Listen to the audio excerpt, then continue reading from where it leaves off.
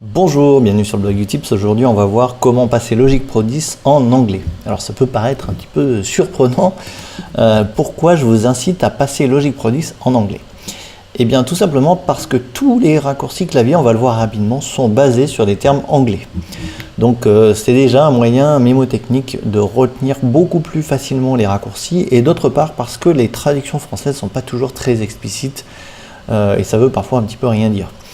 Donc voilà, et en plus ça vous fera travailler l'anglais, donc c'est pas plus mal d'une part, et puis d'autre part, si vous travaillez un jour avec des personnes, des Anglais, des Américains, etc., eh bien ce sera d'autant plus facile pour vous.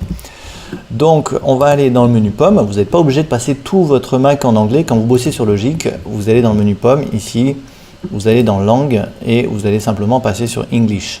Donc vous allez fermer cette fenêtre, le Mac va vous demander de redémarrer, vous faites ne pas redémarrer, puisque c'est temporaire pour vous. Vous allez lancer, alors évidemment vous pouvez passer tout votre Mac en anglais, mais si vous voulez passer juste Logic, voilà, vous ne faites ne pas redémarrer, vous travaillez sur Logic, vous fermez Logic une fois que vous avez fini, et en fait ce qui va se passer, c'est que quand vous allez vouloir redémarrer votre Mac, eh bien vous retournerez dans le menu pomme pour repasser en français.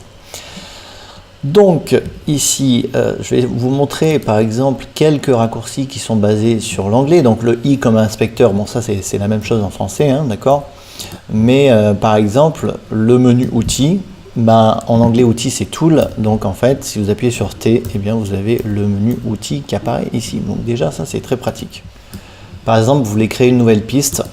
Ici, New Tracks, par exemple, vous faites Alt, commande N, N comme New, donc c'est toujours pareil, hein, toujours basé sur ces termes anglais, et vous créez votre nouvelle piste. Si par exemple vous voulez lancer l'enregistrement, vous appuyez sur la touche R, donc R comme Record, etc. etc. Je ne vais pas tous vous les faire, mais il y en a quand même pas mal qui sont quand même très utiles en anglais. Si vous voulez aller dans le navigateur pour aller chercher des fichiers, pour les importer dans Logic, il faut appuyer sur F comme Finder, donc le Finder qui est ici. Donc voilà, il y a une liste comme ça de raccourcis qui sont utiles, et donc passer en anglais, ça va vous permettre de mieux retenir les raccourcis clavier. Voilà pour la petite astuce du jour, merci de l'avoir suivi, moi je vous dis à demain pour la prochaine.